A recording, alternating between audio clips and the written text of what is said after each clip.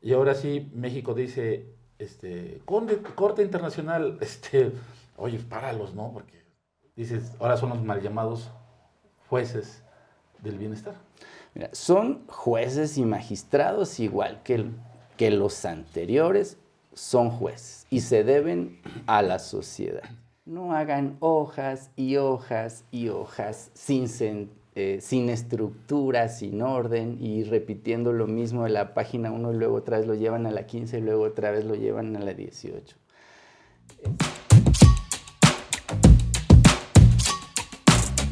Soy Ismael Mota. Esto es El Defensor. El Defensor. ¿Qué tal, amigos? Bienvenidos a un episodio más del Defensor. Hoy contamos con la presencia del magistrado Eduardo Farías. Eduardo, bienvenido al Defensor. Muchísimas gracias por invitarme. Yo soy Tim Farías. ¿Tim Farías? Sí. ¿Entras a nuestras transmisiones? No, fíjate que estaba checando, obviamente, tus redes sociales y estaba viendo que te has enfocado en dar pues, clases, ¿no? O sea, prácticamente son, y así lo dices, maestro y magistrado, Así es. ¿no? Y Era das su clases maestro y su en magistrado línea, Farías. ¿no? Así Entonces, es. y platícanos un poco por cómo empezaste, pues con las clases, amigo, porque ya, ahorita vamos a ir más para atrás, pero de inicio con las clases, ¿no? Claro. ¿Por qué empecé a dar clases? ¿Por qué soy o estoy a su disposición como su maestro dando clases? Mira, sucede que con motivo de la reforma judicial, pues como todos sabemos, ¿no? Los jueces, magistrados, se nos señaló de corruptos, se nos señaló de gente enriquecida, nos dibujaron como este personaje de una película con su nariz así en la oscuridad y llena sus bolsas de dinero, ¿no? Dije, bueno, ¿qué podemos hacer para esto? Y han dicho que no damos la cara a la sociedad, que no damos la cara a la sociedad. Pues dije, pues vamos a dar la cara, que nos conozcan. Bajo este esquema empecé haciendo algún video por ahí en relación a qué iba a ser la reforma judicial para que la gente nos conociera. Y alguien me comentó, hay que hacer un en vivo. Hazlos en vivos, me dijeron. Ahí la gente se conecta y puedes platicar con ellos. Entonces empecé a investigar qué era un en vivo. Ya pude hacer un en vivo, no, insulto tras insulto. O sea, de 1 a 10 conectados y todos insultándome. No, pero, a ver, ¿pero qué tienes? ¿Me conoces? Yo les contestaba, pues, como debe de ser, ¿no? Con el respeto correspondiente. Y en función de ello, pues empecé a ver que esa gente se iba, la gente que me agredía, y otra gente se quedaba a escucharme. Me hacían preguntas de qué hacía yo, qué era el Poder Judicial y demás, pues las contestaba. Y fue avanzando esto. Posteriormente, para este momento, pues no había pasado la tómbola, no había pasado nada de todo eso. Pero mi interés, ¿cuál era? De decirle a la sociedad quiénes éramos. Y efectivamente puede haber personas malas como las hay en todos lados, puede haber personas corruptas como las hay en todos lados, pero no era nuestra generalidad y creo que eso el tiempo nos ha dado la razón. Con motivo de ello, seguí haciendo estos en vivos, pero después dije, a ver, tengo que dar una estructura, tengo que dar un seguimiento de qué estoy haciendo y qué es lo que yo sé hacer o yo qué puedo aportar a la sociedad. A ver, nuestra función como juzgadores es dirimirles un conflicto a través de una seguridad jurídica, a través de las normas. Pero en un en vivo, ¿yo qué les puedo dar? Una muchacha puede bailar, un muchacho puede bailar, alguien puede contarles un chiste, alguien puede hacerles una receta de cocina. ¿Y yo qué les puedo dar? ¿Yo qué puedo dar a la sociedad? Bueno, pues puedo dar clases. Siempre me ha gustado. Sí, claro. Y puedo dar mi conocimiento. Eso no me está vedado, no lo vendo, no cobro. Al mismo tiempo me mantengo estudiando yo porque abordo diversos temas, no solo los temas sobre los que yo trabajo cada día en el tribunal en el que hasta ahora estoy adscrito, sino abordo diversos temas de investigación que van surgiendo, temas novedosos, leyes nuevas, lo que vaya surgiendo, lo platicamos, lo analizamos, tesis y demás. Y pues se ha hecho un hermoso grupo, le mando un gran saludo a mi Tim Farías, que una gran cantidad de ellos siempre están ahí, otros van por temporadas, otros van de paso, todos son bienvenidos, siempre. Pero gracias a ese team, pues yo me siento realizado porque estoy dándoles algo de lo que yo puedo dar y al mismo tiempo recibiendo la retroalimentación. Muchas veces aprendo de las preguntas que me hacen, de las dudas que tienen, aprendo muchísimo también. Entonces así fue como a través de todo este tiempo empecé o terminé más bien dando clases. Al principio no sabía yo a qué iba, yo solamente quería decirle a la gente quiénes somos los juzgadores de carrera. Puede haber gente mala, puede haber cuestiones que no estaban bien, pero ¿quiénes éramos los juzgadores de carrera? ¿De dónde venimos? ¿Qué etapas hemos pasado? Eso era lo que yo quería decirle a la gente. Ahorita vamos a ver de dónde vienes, pero ya estamos a un buen ratito de que fue la elección judicial, ya están los bien mal llamados jueces del bienestar. ¿Tú qué opinión tienes precisamente de estos jueces del bienestar? Ojo, yo entiendo que hay mucha gente que tiene carrera judicial y que simplemente se volvió a acomodar y que esos yo no les veo problema, ¿no? Pero las personas, los nuevos, los que de momento ya eres juez, dices, ahora son los mal llamados jueces del bienestar. Mira, son jueces y magistrados igual que los anteriores, son jueces y se deben a la sociedad. Y ellos tendrán que demostrar que hacen bien su trabajo. Finalmente, los puestos no son de las personas eternamente.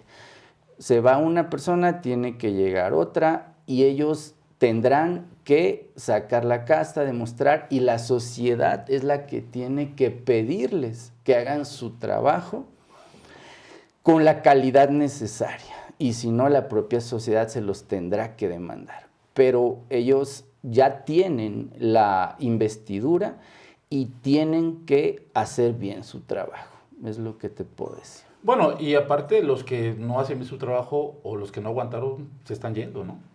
Sí, pues es que así podría suceder. Yo siempre he visto o veía la carrera judicial como una carrera militar. ¿Por qué? Porque dejas muchas veces, se descuida familia, se descuida uno mismo, es una convicción. Esto se hace por convicción, porque en realidad amas hacer esto. Cuando va a haber mucha gente de afuera que entre y encuentre su camino y brille y luzca, y habrá gente que diga, bueno, es que no, esto se puso de moda, pero yo no quiero estar aquí, yo mejor me voy. Sí. Y va a pasar eso. Oye, Eduardo, pero a ver, ¿tú le recomendarías a un chavo, a uno del Team Farías, le dirías, oye, sí vale la pena seguir una carrera judicial? Hoy sí vale la pena seguir una carrera judicial. En este momento pensaría que sí. ¿Por qué? Porque aprendes muchísimo, muchísimo durante. Y la carrera judicial como actuario, oficial, actuario y secretario sigue y se requieren certificaciones especiales. Sigan la carrera judicial, aprendan. Ya que aprendan y demás, si ese es su camino, sigan ahí. Y háganlo por convicción, no importa lo que paguen, porque los sueldos ya bajaron y no sabemos si van a seguir bajando. Pero entonces háganlo por amor a lo que hacen, si lo quieren. No lo hagan por dinero. Ahora, vayan, aprendan, y si no es esa su convicción, sálganse. Y con esos conocimientos, esos ya nadie se los puede quitar. Bajo esa perspectiva, yo les diría, claro, háganlo. Si tienen esa curiosidad, si tienen ese deseo, vayan y háganlo. Sean buenos actuarios, buenos secretarios, buenos oficiales, y si ven que sus expectativas van más allá o están en otro lugar, váyanse, pero ya se van con unos conocimientos. Y si su realización personal está ahí, pues no se preocupen por el dinero, quédense con su realización personal. Porque fíjate que también ese es un punto muy importante, porque lo que todos cuando estudiábamos hace muchos años, lo que decíamos, no, pues en el Poder Judicial Federal pagan bien. Y ahorita dices, ahorita estamos viendo a ver qué les quitan, ¿no? Y qué reduce. O sea, ese es un tema realmente pues, complicado, Yo estoy de acuerdo, yo estoy a favor que paguen bien, o sea, porque su chamba es durísima, o sea, es un trabajo que la verdad yo no tengo la vocación para ello, porque se pasan, como tú lo dices, se cambian de ciudad, no hay horario en determinados lugares, bueno, X Sí, y situación. Y sí es interesante, yo ahorita veo los chavos, los nuevos egresados, los nuevos abogados, digo, ¿realmente estarán llegando a tocar la puerta del Poder Judicial? Veo las convocatorias, ¿no? Digo, híjole, ahora qué se piensa o qué llegan a tratar ellos? Porque evidentemente estamos viendo que están estigmatizando la carrera. Están diciendo, no, ahora yo no sé si te lo han dicho a ti o no, pero te dicen, el juego dice, eres del bienestar. O sea, dices, espérate, no todo es así. Y no es ofender, si quieres decirlo por ofender, porque por eso lo dicen, ¿no? Entonces ahí es donde tú aplicas de realmente vale la pena o no tomar el camino, ¿no? Sí, no, pues lo que comenté, Ujú. hazlo por convicción, ve, conoce, estudia, certifícate. Si ves que no es lo tuyo, tienes otras expectativas, deseas un mayor ingreso, pues retírate, pero esos conocimientos, ¿quién te los quita? Si es tu camino, si es tu convicción, pues no te va a importar el sueldo. Cuando tú haces algo que te gusta, es en lo último que piensas. ¿Cuándo piensas en tu sueldo? Cuando ya no te alcanza. Ahí es cuando Sí. piensas en tu sueldo, cuando ya no te alcanza. Pero difícilmente creo que los sueldos lleguen al grado de que no te alcancen para tener una vida mediana, traer un carro mediano, una casa mediana. Yo creo difícilmente los sueldos no creo que lleguen más abajo. Claro, si quieres ya mejores cosas que probablemente ya no, antes se podían lograr ahí tal vez, ahora tal vez ya no se puedan lograr, pues a lo mejor buscar otros horizontes, ¿no? Eduardo, ¿y cómo empiezas tú? ¿O de dónde eres? Porque ya empezamos ya a hablar de todo lo adelante, pero ahora me gustaría que conocerte un poco más en ese sentido de tus papás eran jueces, eran No. magistrados. ¿De dónde eres? Porque también, ¿y dónde trabajas? Porque ya empezamos a hablar, yo ya sé, pero muchos no. Yo soy de Catemaco, Veracruz, del pueblo de los brujos. Saludos a mi Catemaco. Las sentencias van con hechizo. Así es. Mi papá fue carnicero, lanchero y mil usos. Mi mamá no estudió. Mi mamá terminó, bueno, prepa trunca, creo que la empezó, y si no nada más secundaria. Esos fueron mis papás en Catemaco, Veracruz. Mis papás se separan cuando yo tengo 4 años aproximadamente. Mi papá se va y pues nos quedamos nada más, mi mamá y mis hermanas. Tengo unos hermanos mayores, medios hermanos mayores. Y pues tuve una niñez con muchísimas carencias, sobre todo económicas, y pues también por la falta de mi padre, ¿no? Por supuesto, pues es una parte del ser humano que debe ser cubierta y no se cubrió. Estudié en la ciudad de Catemaco, Veracruz, toda la primaria. Posteriormente, para la secundaria, mi mamá decide que nos vamos a vivir al puerto de Veracruz. Lo único que tenía mi mamá era una casa que había hecho con mi papá. Bueno, no te puedo decir con exactitud las circunstancias, pero teníamos una casa. El caso es que mi mamá vende su casa, nos vamos a comprar una a Veracruz, y pues mi mamá iba buscando algunos trabajos como ella pudiera. Mis hermanos los mayores empiezan a trabajar y es cuando llegamos al puerto de Veracruz. Ahí estudio la secundaria y la preparatoria. Y todo ya trayecto de secundaria y preparatoria pues ya se lo debo en gran medida a mis hermanos mayores, que económicamente pues nos apoyaban a mi mamá para poder salir adelante, porque ellos ya empezaban con sus primeros trabajos. Posteriormente, cuando llega ya el momento de la universidad, pues había que tomar la decisión que quería yo estudiar. Yo quería ser policía primero, o sea, yo siempre quise ser policía o militar. Tengo un romance muy hermoso con la justicia. Ese es un romance que yo tengo. O sea, a mí, si algo me cala es ver las injusticias, es ver los abusos de la gente más fuerte, ¿no? En la calle, en cualquier lugar. Los abusos hacia las mujeres, hacia los niños. este romance con la justicia pues me iba a querer ser policía, a querer ser militar. Sin embargo, uno de mis hermanos mayores, que me lleva 10 años, es abogado. Entonces mi hermano en esos tiempos acaba de salir de la escuela y él era fiscal. En esos tiempos no existían los fiscales, ¿verdad? Era Ministerio Público. Era Ministerio Público y lo empecé a ver. Inclusive lo acompañé algunas veces a su trabajo y demás. Y me enamoré de su trabajo porque dije, bueno, él anda acá con el pistolón. Además, trae buen carro. Además, lo respetan. Y además, anda atrapando a los malos. No, dije, pues, ¿para qué voy a hacer? Y él le da órdenes a los policías. Dije, no, pues yo quiero ser como él. Y entonces dije, ¿saben qué, amigos? Porque mis amigos de la preparatoria hicimos un grupo y habíamos quedado de irnos todos al colegio militar. Y le dije, ¿saben qué, amigos? Pues con la pena, yo ya no me voy con ustedes al colegio militar.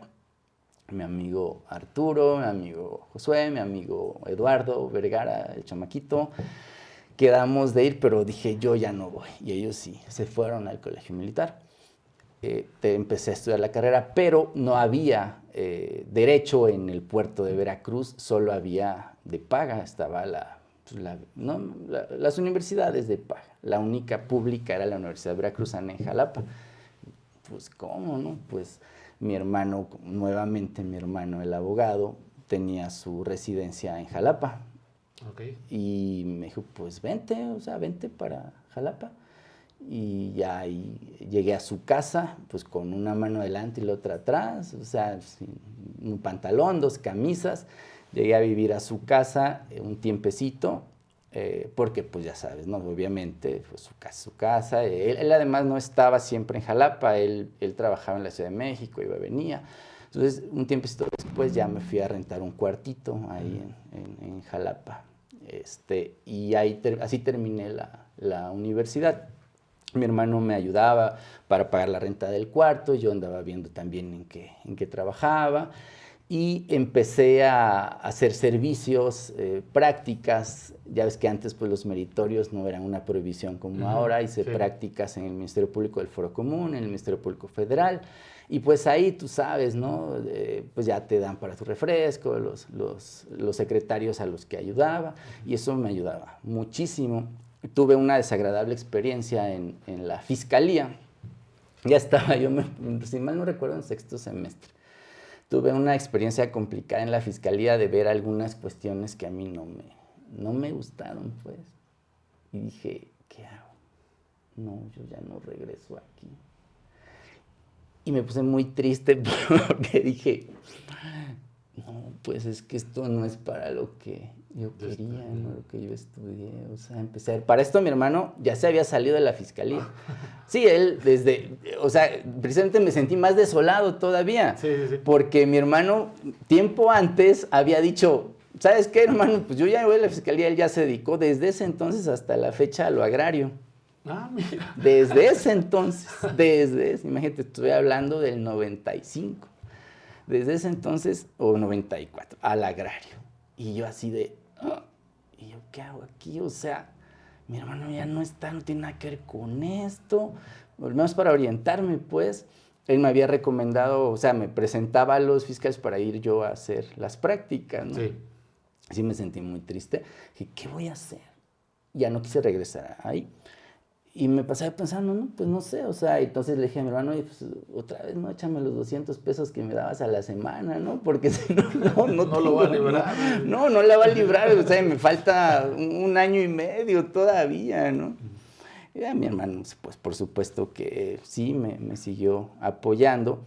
Y tenía un compañero que me decía, Eduardo, pásate al Poder Judicial, mira, yo voy a hacer prácticas a un tribunal colegiado con un profesor que era magistrado. Él nos daba clases nos empezó a dar clases de amparo y este compañero me llevaba, no sé, 5 años. Era muy tranquilo, él ya era mayor. Me decía, vente aquí con nosotros, aquí hacemos jurisprudencia. Y yo, ¿qué es eso, no? O sea, ¿qué cosa es eso? Entonces, le dije, pues sí, pues voy a ir, le voy a hacer caso a Francisco. Ya fui con el magistrado y empecé a hablar con él. Le dije, oiga, magistrado, pues es que ya no voy a ir a la fiscalía a hacer prácticas, quiero ver si puedo venir a hacer aquí prácticas, de ahí de meritorio. Y me dijo, no, Eduardo, porque nos conocíamos, pues, porque era mi maestro. Me dijo, no, Eduardo, tú ya estuviste en la fiscalía, tú ya estás manchado. Y yo, o sea, teniendo yo 20 años, o sea, y yo así de, bueno, está bien, magistrado, gracias. Ya, pues ya me fui. Entonces, en eso el señor magistrado, se enferma y lo suple una jueza. Llegó la jueza y dije, no, pues de aquí soy, o sea, yo participando, porque siempre he sido de buenas calificaciones, no digo, sin agraviar a nadie ni que no ser presumido, salí con 9.64 de la universidad, de promedio general, en la Universidad Veracruzana. Entonces, pues yo participando con la jueza y pues me acerqué a la jueza y le dije, jueza, pues quisiera ver si pudiera hacer prácticas ahí con usted de meritorio. Dijo, no, ahorita no puedo, no hay lugar, venga después. No, pues ya llegué, a los 15 días le volví a decir, porque ella se quedó con la materia. Okay. Le dije, jueza, pues quería ver si hay chance de ir. Fui a ver, me dijo, vaya, ahí lo espero. Llegué. Me acuerdo que me anuncié y yo la vi así en una puerta, estaba ella con la puerta abierta, firmando así, pero cerros de expedientes. O sea, no bromeo, de este tamaño. Pues no existía todavía ni siquiera el expediente electrónico, sí, ¿no? Eran cerros, así yo la veía firmando. Yo vi cómo los expedientes iban bajando, ¿no? Porque ya los iba entregando. Yo veía que me veía así por el rabillo del... Me veía. Pasaba, no sé, hora y media, no sé, o 2 horas, no recuerdo. Yo ahí parado. Y vi que bajaron sus expedientes y me dice, venga. Me dice, oiga, usted no se va a ir, ¿verdad? Como yo creo que usted no se va a ir, ha de tener muchas ganas. Mañana aquí lo esperamos a que empiece a hacer sus prácticas. Y así entré al Poder Judicial y empecé, pues ya saben, costurando, entresellando. Y cuando llegué a esa institución donde no se recibía un peso, nadie daba o sea, ningún litigante se le pedía propina, los que trabajaban ahí yo los veía contentos, o sea, con mucho trabajo, pero contentos de lo que hacían, y empecé a entender que era una sentencia, que era un juicio, que era el amparo, y me enamoré de la institución, y desde ese momento hasta la fecha. ¿Y dónde estás ahorita? Estoy en un tribunal colegiado de apelación como magistrado de circuito en La Paz, Baja California Sur. Saludos a La Paz. ¿A los paseños? A los paseños, así es. Es lo que... No, pues ¿Y por qué acabaste allá? Mira, acabé allá porque cuando, se tiene que decir, ¿no? Como en todo. Cuando no tienes muchas relaciones así, pues yo entré sin ningún tipo de relaciones, pues obviamente tus adscripciones te las dan lejísimos. Mi primera adscripción de juez fue en Nogales, Sonora. Mi primera adscripción de magistrado fue en La Paz, Baja California Sur. Porque aunque escogieras o dijeras, yo quiero estar en Puebla, yo quiero estar en Puebla, obviamente... No. A ver, no. Mándelo allá, ¿no? Ahora eso ya desapareció, ¿no? Porque con las elecciones judiciales, pues ahí donde te elijan, ahí te quedas, ¿no? Sí, ya, bueno, eso ya cambió. Ya cambió. Oye, y entrando un poco a materia, a lo que te dedicas, y para los que nos están viendo y los que no saben, ¿qué es una apelación? Una apelación es simplemente cuando tú no estás conforme con lo que resolvió un juez. Un juez decide, tú vas con un juez que es el famoso juez de primera instancia, es tu primera petición ante el juez. Tú no estás conforme con lo que resolvió ese juez, te vas a quejar, vas a promover una inconformidad y es lo que le llamamos apelación. Esa apelación la va a resolver un tribunal superior, que es el juez de apelación, tribunal de apelación, juzgador de apelación. Eso es una apelación. Simplemente no estoy conforme con lo que resolvió este juez, vamos con el de arriba a ver si está de acuerdo con lo que resolvió este juez o no, porque yo digo que no. Entonces vengo a quejarme contra los argumentos de ese juez. Eso es una apelación, en palabras muy sencillas. Tú le revisas la tarea al juez. Así es, no solo yo, somos 3 magistrados. Okay. Eso es algo bien importante. Porque en el sistema jurídico mexicano, ¿qué se está buscando? A mí me parece. Yo no soy legislador. Pero a Ok. mí me parece que se está buscando que los órganos de apelación ya no sean unitarios, sean siempre colegiados, que no sea una sola opinión. Por eso desapareció el tribunal de apelación unitario, Ok. que eran antes. Ahora son tribunales colegiados de apelación y me parece que esa es la tendencia, porque como un solo magistrado le revisa a un juez, no, ahora tres magistrados le revisan a un juez, entonces ya no es lo que diga Farías, es lo que digamos los tres, o la mayoría de dos al menos. Entonces a ti te toca hacer una sentencia. Sí, un proyecto, una propuesta, igual que en la Suprema Corte, ¿no? Ok. Una propuesta. Esta es mi propuesta, me siento con dos compañeros más, compañeros, compañeras, quien corresponda, y discutimos si se aprueba o no mi proyecto de sentencia, del mismo modo los de ellos. Eso es lo que hacemos. Entonces, cuando ustedes promueven una apelación, esa apelación no la va a resolver solo un magistrado, la van a resolver tres magistrados. Un magistrado es el que va a tomar el caso y va a presentar una propuesta de resolución. Oye, Eduardo, ¿y tu enfoque cuando es una sentencia? Digo, ahorita tal vez nos puedes platicar cómo la haces, pero tu enfoque sí es, va relativo a derechos humanos, es una cuestión procesal. ¿Cómo haces ese proyecto de sentencia? El proyecto de sentencia siempre lo hago buscando la justicia. Y hay quien dice que ya la justicia no existe. A mí me ha tocado en algunos foros que la justicia no existe porque lo que da en el Estado, los países, ¿qué es? La seguridad jurídica. Vamos a ejemplos claros, ¿no? Alguien perdió todas sus pruebas, el abogado se equivocó, los testigos X o Y, mintieron, lo que sea. Y es inocente y lo condenan. Hubo justicia y lo condenan en todas las formas, pero además las pruebas eso revelan. Podremos hablar de que hubo justicia, pero sí hubo una seguridad jurídica, porque esas Claro. pruebas se desahogaron conforme a la ley frente a un juez, se dieron todas las oportunidades y demás. Entonces, el enfoque que yo siempre tengo cuando hago una sentencia es conciliar la justicia con la seguridad jurídica. Siempre hay forma. Habrá casos contados con los dedos que no sea posible, tal vez, pero ese es el enfoque que siempre le doy. Que se conjuguen la justicia y la seguridad jurídica, porque una sola no puede saciar a una sociedad. Justicia sin seguridad jurídica implica una justicia que pudiera ser, que atropella. Seguridad jurídica sin justicia deja al pueblo con hambre de justicia. Entonces ese siempre ha sido mi enfoque. Y apelación contra amparo, ¿quién gana?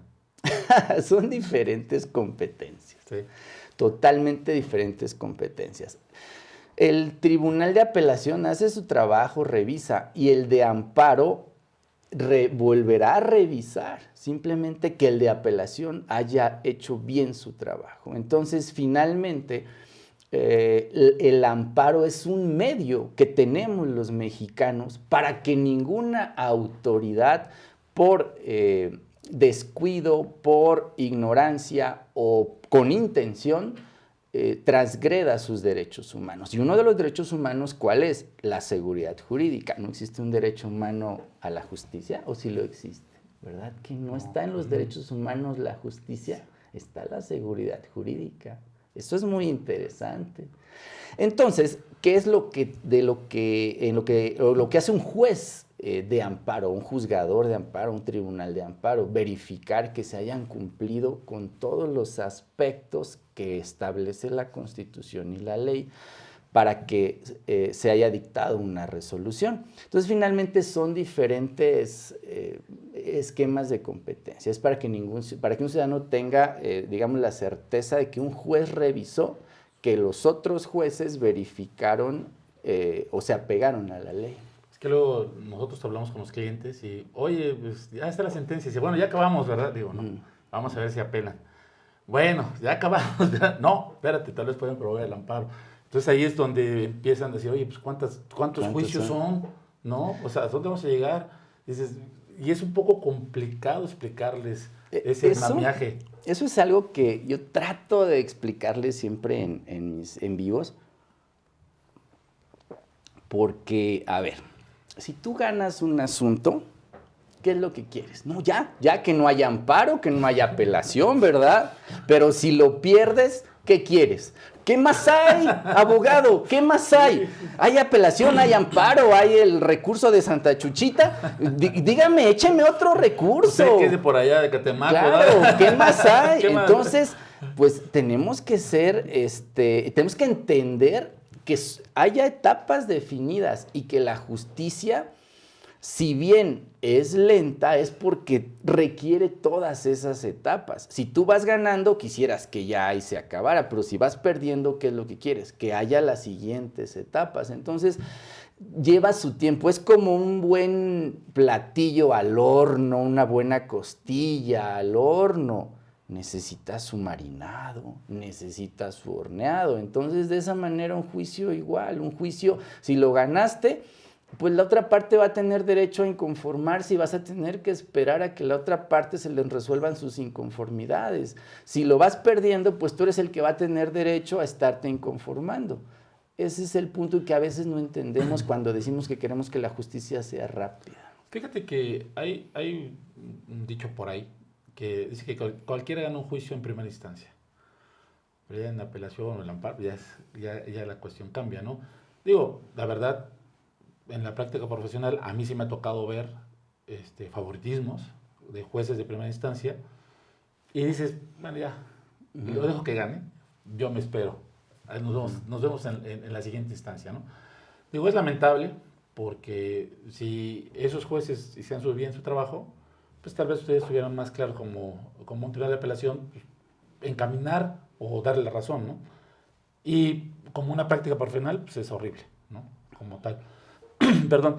Y aquí a lo que quiero llegar es, si tú tuvieras el poder de decirle a los postulantes, van a presentar una apelación, ¿en qué les diría? Tienen que ser muy claros y precisos en esto.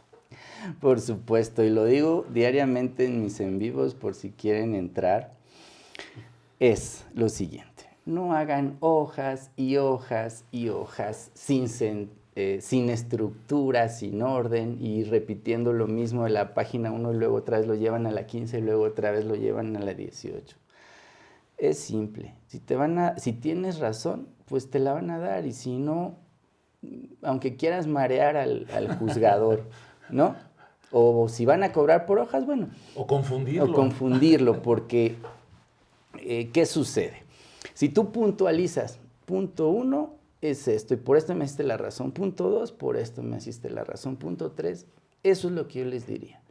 Resuman y no repitan los temas en diferentes hojas.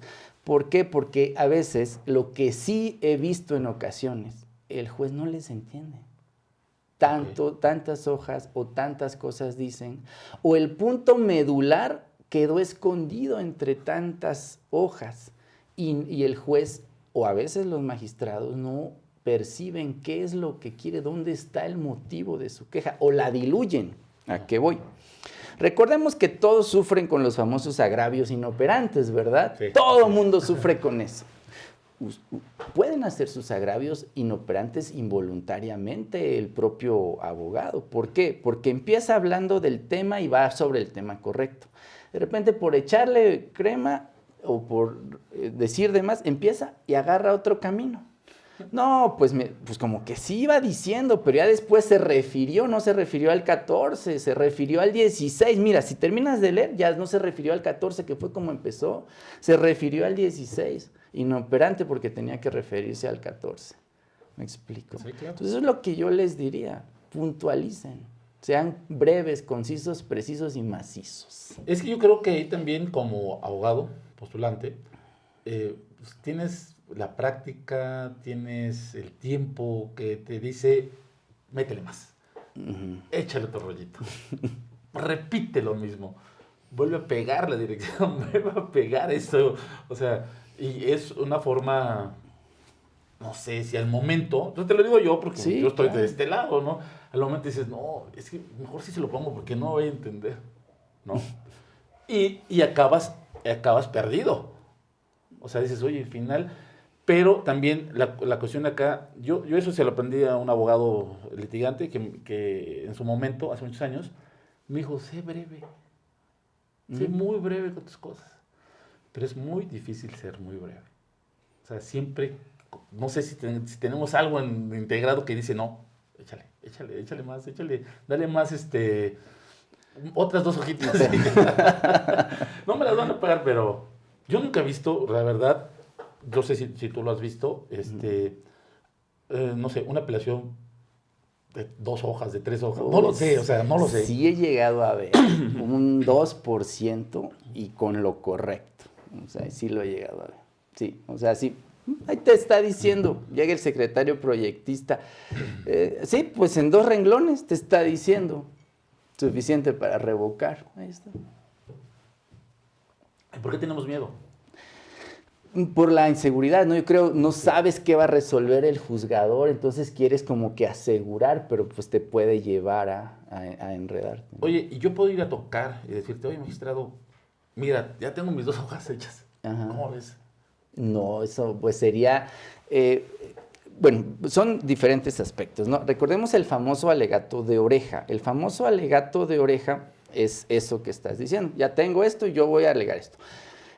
Creo que todavía algunos tribunales o en materias que no sea materia penal acusatoria reciben a los abogados para ello. Creo que lo siguen haciendo y no, pues no tendría porque se siente escuchada la persona.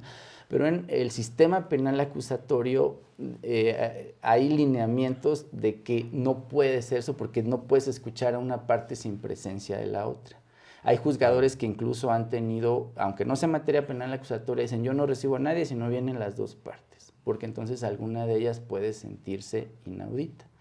¿Me explico? Entonces, digamos que ya podría depender de cada juzgador y podría depender del sistema del que estamos hablando, de la materia de la que estamos hablando. Y hablando de materias, de diversas materias, que tú has estado en varias materias, y ahorita una de las situaciones que es muy sonado, ahorita vas a ver a dónde voy, es tal vez los tratados internacionales como tal, la aplicación en México, ¿se aplican o no se aplican?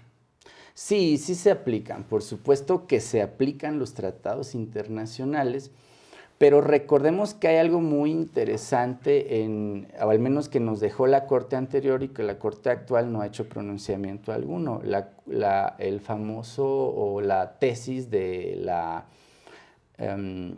principio de restricción constitucional. ¿Esto qué quiere decir? Que los tratados se aplican porque son parte de nuestra Constitución, pero cuando nuestra Constitución restringe algo que puede dar un tratado, tenemos que estar en nuestra Constitución. Entonces, eso es lo que finalmente dejó la Corte o tenía la Corte como último criterio y vamos a ver hacia dónde vamos actualmente, porque ¿qué sucede cuando hay confrontación? O sea, cuando un tratado te da algo y la Constitución te lo restringe, ¿sí? Vamos a prisión preventiva oficiosa específicamente, ¿no? Pues aplicar o no el principio de restricción. La Constitución dice, lo lamento, yo te restrinjo lo que te dice un tratado, te lo restrinjo yo, Constitución. Esa es la supremacía constitucional. Oye, ahorita estamos viviendo un fenómeno, para mí, muy, yo creo, complicado, en el sentido de la aplicación... Perdón, termino más. La Constitución, la restricción tiene que ser expresa. Digo, como soy juzgador, sí quiero precisar eso. Tiene que ser expresa. Si no es expresa, no podemos hablar de restricción, ¿no?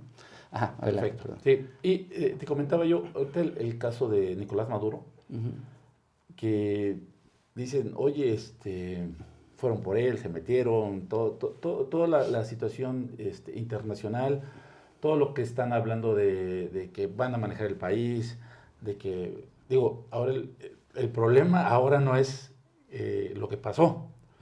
El problema ahora es, lo que se está temiendo es que vengan con México. Y lo que está hablando es eso, ¿no? Y ahora sí, México dice, Corte Internacional, oye, páralos, ¿no? Porque, oye, pero tú nunca me haces caso, México. ¿Por qué ahora dices que yo te haga caso a ti, ¿no? O sea, esa situación que se está vertiendo, digo, para mí es preocupante como abogado, porque dices, oye, este cuate hizo lo que quiso y hará lo que quiera. Entonces, ahorita como país, nosotros ¿dónde nos vamos a quedar? Porque ya en todos los medios ya están esperando la invasión a México, ¿no? Ya no tardan en que llegue. Pero jurídicamente, ¿dónde estamos parados? A ver, el sistema de derechos humanos surge en 1945, ¿no? Después de la Segunda Guerra Mundial. Y no me voy a echar toda la historia, no los voy a aburrir. Pero ¿a qué quiero llegar con esto? Revolución industrial y todo, ¿Sí? platícanos. ¿A qué quiero llegar con esto? Que el sistema de derechos humanos está basado en una convicción, en que haya voluntad, ¿sí? En eso está basado. No existe una corte interamericana que pueda decirle a México, te voy a poner una multa, te voy a poner, te voy a meter a la cárcel, o sea, ¿no? Sí. Como un juez interno, ¿sí? La cuestión de los derechos humanos siempre ha sido, a través de todos estos años, voluntaria. Ustedes recordarán, en la ONU pueden estar países árabes que, aunque en sus propios países estén violando derechos humanos, ellos pueden irse a sentar a la ONU, porque ahí todos son bienvenidos. Entonces, aunque México, la situación que tú señales, lo que sea, derechos humanos o el sistema ya sea interamericano o el sistema mundial de derechos humanos nunca van a decir, no, tú no me haces caso, ahora no te apoyo. Eso no puede pasar. El sistema de derechos humanos, si no colapsa, va a seguir haciendo lo mismo. Es decir, pidiéndole a todos los países que respeten los tratados internacionales. Al margen de que si violan o no, él siempre va a estar sobre lo mismo. O sea, los derechos humanos son como una especie de red que se va metiendo. O sea, a ver, ven, siéntate aquí, fírmame primero una declaración de que reconoces esto. Ven, mira, ahora fírmame este tratado. Ahora fírmame que estás de acuerdo en la jurisdicción de la Corte Interamericana. Ven, ándale, ven. Siempre así ha sido el sistema de derechos humanos, voluntario. Y eso no va a cambiar. Entonces, México siempre va a poder solicitar a los organismos internacionales que se respeten las normas internacionales. Entonces, en ese panorama jurídico internacional estamos, en el mismo que hemos estado. Eso no ha cambiado. Lo que aquí nada más es que, pues, si Estados Unidos pudiera estar violando el derecho internacional, pues tendrá nuevamente los países, como lo han estado haciendo, le van a decir a la ONU o a la OEA, y la OEA tendrá que hacer su trabajo, etcétera. Pero eso no ha cambiado en lo absoluto. Ahora, ¿qué pudiera venir? Hay quienes dicen que viene una reestructuración de este sistema de derechos humanos. Recordemos que los sistemas tienen su tiempo y se extinguen y surgen, ¿no? El sistema de los derechos humanos, por eso me remonté a 1945, allá nace y ha estado vigente todo este tiempo.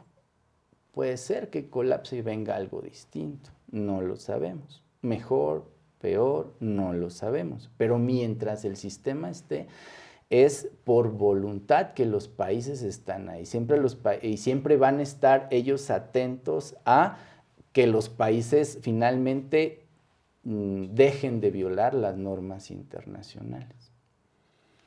Bueno, y es que es lo curioso de este caso, porque, digo, para todos se nos hace una violación lo que está haciendo Estados Unidos. Y dicen, pues no pasa nada. ¿No? O sea, la restricción, la cuestión política como tal, que se lleguen adentro de los países, pero no, la gente no se ve, o lo que yo siento es que le pierden la fe a la justicia. Dicen como que, oye, o sea, nadie le va a hacer nada a este cuate. Pues es que ahí ese es el punto, todo es voluntario. Si no hay voluntad, si se pierden las voluntades, ¿qué es lo que, si se deshace el acuerdo, digámoslo así, de los derechos humanos, qué es lo que hay? Pues el más fuerte, la ley del más fuerte. Sí. Entonces, por eso los derechos humanos, oye, no, espérate, pero no hay ninguna fuerza superpoderosa que le vaya a ir a decir al presidente de Estados Unidos que deje de hacer eso, porque no hay nadie. Lo que hay son acuerdos de voluntades. Oye, y por ejemplo, tú como juzgador, como juez, como magistrado, tú tienes cierta, ¿cómo se puede decir?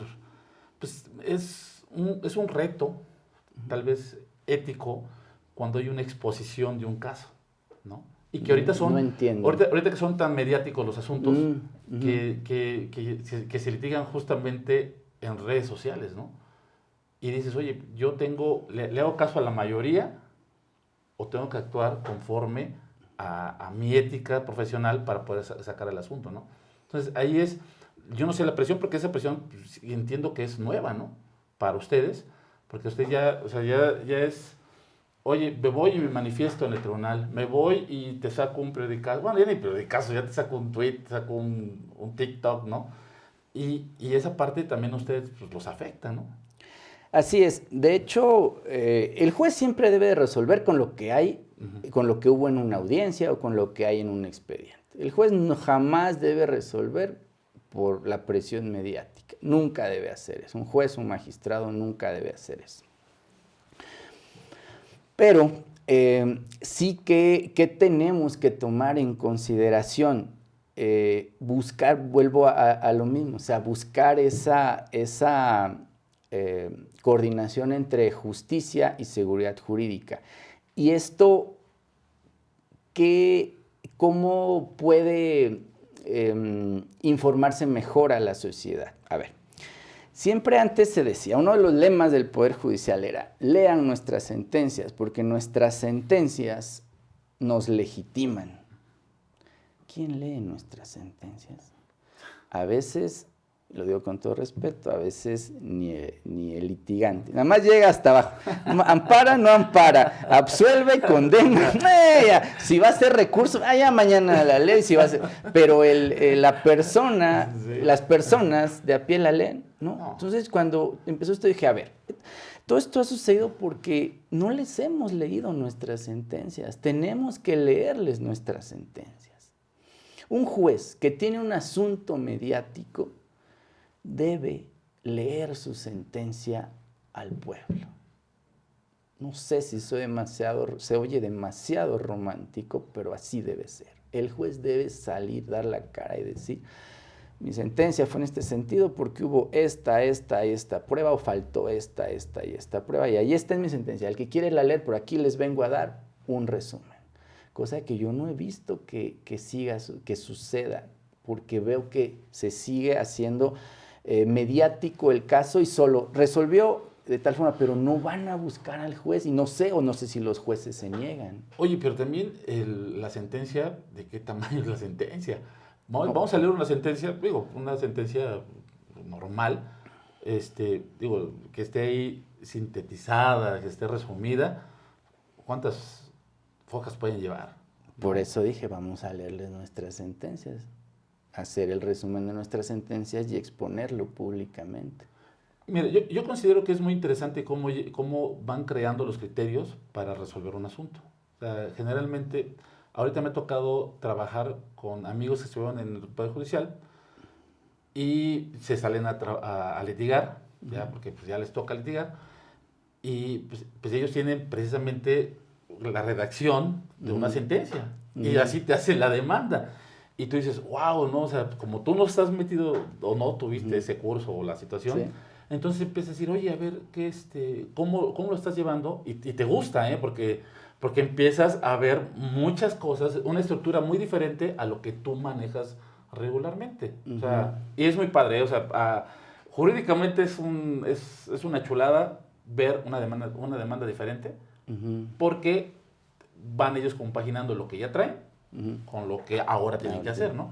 Entonces, sí, a mí sí me parece realmente, pues a mí me impactó, ¿no? Así dije, pues está padre, ¿no? Porque ya veo cómo ellos, y creo que ahora el juzgador, pues también los va a entender mejor que a mí, ¿no? Porque si ya te estoy haciendo casi una presentencia, pues de ahí me voy a agarrar, ¿no? Sí. Yo es de lo que hablo en mis en vivos, del silogismo jurídico y estructura de redacción de sentencias y de autos y demás. Incluso les digo, esto lo pueden aplicar para demandas. Y resulta genial, ¿eh? O sea, realmente yo, gracias a eso, sí dije, a ver, oye, enséñame un poco cómo lo estás haciendo, ¿no? Ya, la verdad sí me ha gustado mucho y le vas tomando, pero digo, o sea, ellos traen otra escuela, que es la judicial, ¿no? Así es, basada en el silogismo jurídico, totalmente en el silogismo jurídico. Pero bueno, retomando el tema, lo que nos trajo hasta aquí es, cuando yo hablo de leer las sentencias, no es de pararme a leérselas, es de que el medio de comunicación, o los medios de comunicación, los mismos que hicieron que el asunto se volviera mediático, vayan con el juez y el juez les diga, por esto y esto quedó en libertad, o por esto y esto lo condené. Porque hay cosas, a ver, vamos a un ejemplo clasiquísimo que se los he explicado en los en vivos varias veces. A ver, todo el mundo sabe que Juanito Pérez es el maloso del pueblo en tal lado, ¿sí? Pero resulta que detuvieron a Juanito Pérez y luego Juanito Pérez demostró, o Juanito N, demostró, ¿sí? Porque el rato va a venir, Juanito N demostró mediante videos y demás que ahí se ve clarísimo cómo algunos policías sin la capacitación se metieron a su casa y sacaron las armas, sacaron la droga, y ahí está clarísimo, y se lo llevaron al juez y el juez lo vio clarísimo. Eso no se puede tapar ante nadie y eso genera una nulidad de pruebas. Eso es la famosa nulidad de pruebas, porque todas las pruebas vienen viciadas de origen. ¿Cómo un juez podría resolver en contra de eso, aunque todo México sepa que Juanito N es el maloso? Pero resulta que respecto de esa droga, de esas armas, mira, ahí está el video cómo entraron.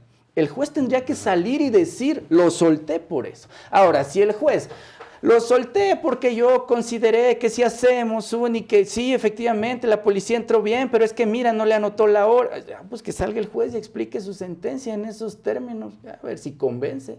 No sé si me explico, ¿a qué quiero llegar? Que si el juez claramente hay una razón por la que absolvió al Juan N., pues que la explique y ya el pueblo dirá, porque el pueblo en México también va a entender, oye, si entraron a su casa y le tumbaron la puerta y todo México puede ver cómo entraron, pues todo México va a decir, pues sí, el juez no tenía ni para dónde. Pero si el juez lo soltó porque resulta que los policías se detuvieron en el kilómetro tal porque se les ponchó una llanta, entonces llegaron hasta tal hora a la ciudad. No, y el juez dice, no, es que como se les ponchó la llanta y lo llevaron hasta tal hora, para mí se prolongó ese tiempo y entonces son una de las... A ver, explícale eso al pueblo entonces. No sé si me explico. Eso ya, ahí a lo mejor, eso ya no está tan claro para soltarlos, ¿no? Porque los militares o los policías, los quienes fueran, se les ponchó una llanta, pues ¿quién está obligado a lo imposible? Y si el señor juez decide soltarlos por esa razón, bueno, que vaya y le explique al pueblo. A lo mejor, si ya no queda tan claro, entonces, oye, señor juez, no sé si me estoy explicando. Entonces, aquí el punto no es qué sentencia está bien, qué sentencia está mal. Cada juez, por eso existe la libertad de jurisdicción, ¿no? Por eso cada juez tiene que ser responsable de su sentencia. Aquí el punto es que cada juez exponga las razones y que el pueblo lo analice, lo vea.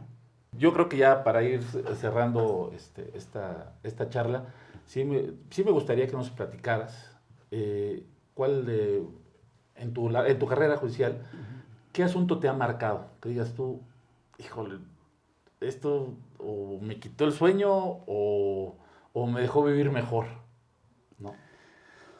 Recuerdo en alguna ocasión un asunto en el que se argumentaba que eran dos personas que consumían bebidas alcohólicas de forma muy recurrente, que vivían en la calle, ¿no? Estas dos personas, uno de ellos fallece por un golpe aquí, y el otro lo detienen, que supuestamente él le había pegado. Entonces, ese asunto me marcó, fue muy interesante, porque en amparo directo se concedió el amparo para esa otra persona. De las declaraciones y demás constancias se advertía que el occiso, el fallecido, el muerto, el golpeado, supuestamente después de recibir el golpe había ido a un chiquero a pelear, a meter un cochino y a andar ahí, y una persona supuestamente lo había visto con la herida. Esto revelaba supuestamente que quien le había pegado era el otro, porque decían que se habían peleado. Pero resulta que la herida era de aproximadamente 6 centímetros en área de con fractura craneal expuesta. ¿Era eso posible? No obstante, estaban condenados en primera y en segunda instancia. Estaba condenado en primera y en segunda instancia.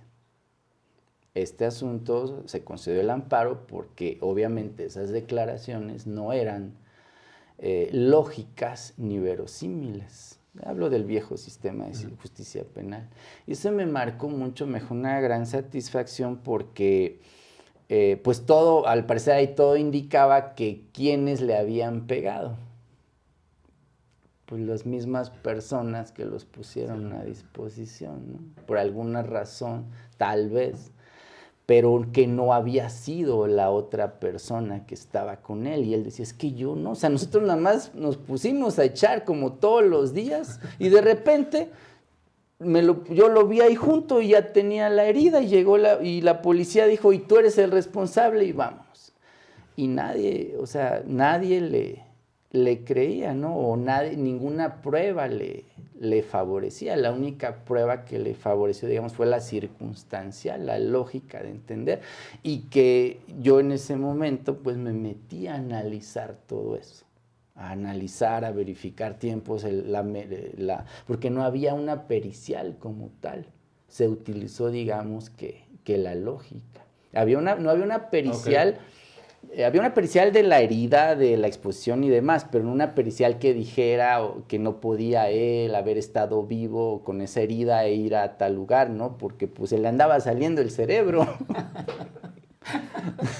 Digamos sí. Que ese caso... Oye, tal vez era el primer zombie que... Entonces eso nos reveló en ese momento que él no podía haber sido el que le pegó.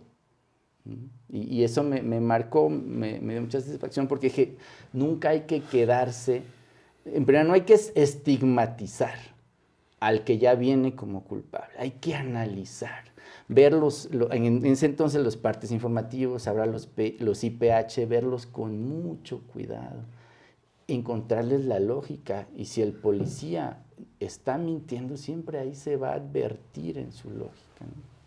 Fíjate que ese es para mí es un buen ejemplo de también cómo el juzgador no se podría ir con la fácil.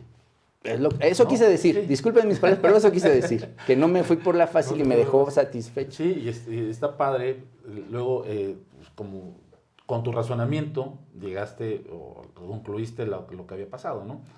Y en ocasiones uno lo que cree, ¿no? De que, oye, ni lo leen, oye, ni lo checan bien, porque también, digo, hay que ser realistas, la carga es tremenda. O sea, la carga de trabajo que tienen ustedes es muy grande, o sea. Y ahí es donde uno empieza a dudar de la impartición de justicia, ¿no? Porque como dices, si nos toca ganar, pues, eres grande juez. Pues si nos toca ser condenados, juez es malísimo. Este juez es del bienestar, ¿no? La verdad, o sea, así las cosas.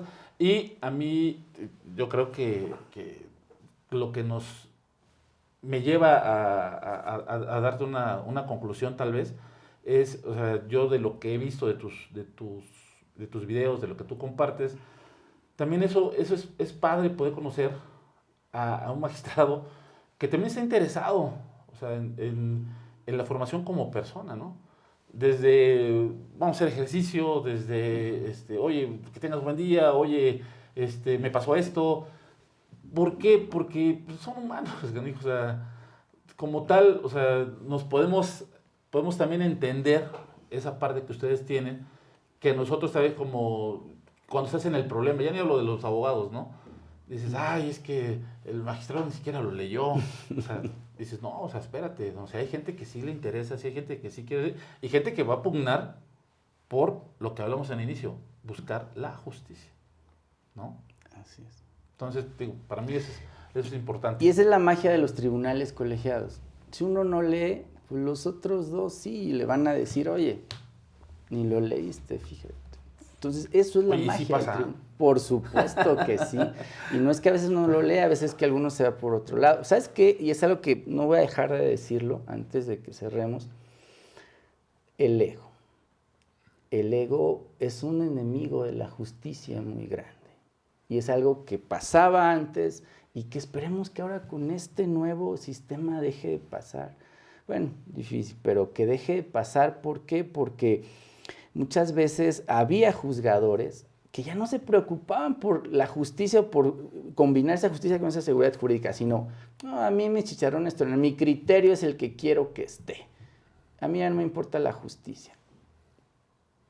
No sé si habrás visto algo al respecto en tu desarrollo profesional, pero eso es algo que a mí me parece muy triste, que un juzgador ponga por encima su ego que el hacer justicia.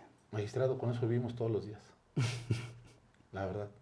Sí, o sea, hay ocasiones que no entiendes por qué un secretario, no, es que es mi criterio. No es por criterio, o sea, es la ley, ve, está muy clara, está muy... Y ya luego logras entender que pues, es el ego. El ego. El ego que los mata. Y para quien no esté escuchando, ¿qué es el ego? ¿Sabes qué es el ego? El ego es cuando tú quieres ir para allá, pero llega alguien y te dice, oye, ve para allá. ¿Y por qué voy a ir para allá? ¿Nada más porque tú me lo dices? Ese es el ego, el que te habla en ese momento y te dice, tú eres Juan Camaney. Ese es el ego. Como que no les hable el ego. Pues magistrado, yo creo que ya vamos a cerrar, vamos a agradecerte el que estés acá. ¿Nos puedes, antes que nada, dar tus redes sociales? ¿Dónde te encontramos? Claro que sí, mis redes sociales, pues como Eduardo Farías Gasca, así todo seguido, me encuentran en TikTok, me encuentran en YouTube como Eduardo Farías 9443, si mal no recuerdo, también en Instagram como Eduardo Farías y en Facebook Magistrado Farías. Vamos a dejar ahí de todos modos tus datos. Te agradezco muchísimo tu presencia en el Defensor, tu tiempo y sí, y efectivamente sí eres lo que proyectas. Gracias. Está padrísimo. Sí, la verdad, encontrar a alguien que esté desempeñando este cargo y que tenga esa conciencia social. Pues creo que para eso se debe ser juzgado. No para ganar mucho dinero, no para hacer lo que sus chicharrones tronan, sino para servir a la gente. Pues claro, muchas gracias. Gracias a todos. Saludos al Team Farías. Team Farías, saludos. Y amigos, muchas gracias por ver este episodio. Ya saben, nos pueden encontrar en nuestras redes sociales, en TikTok, Instagram, Facebook, obviamente en el canal de YouTube. Los esperamos y esperamos que sea una excelente temporada, una tercera temporada que estamos iniciando con el pie derecho. Team Farías, nos vemos. Gracias. Gracias.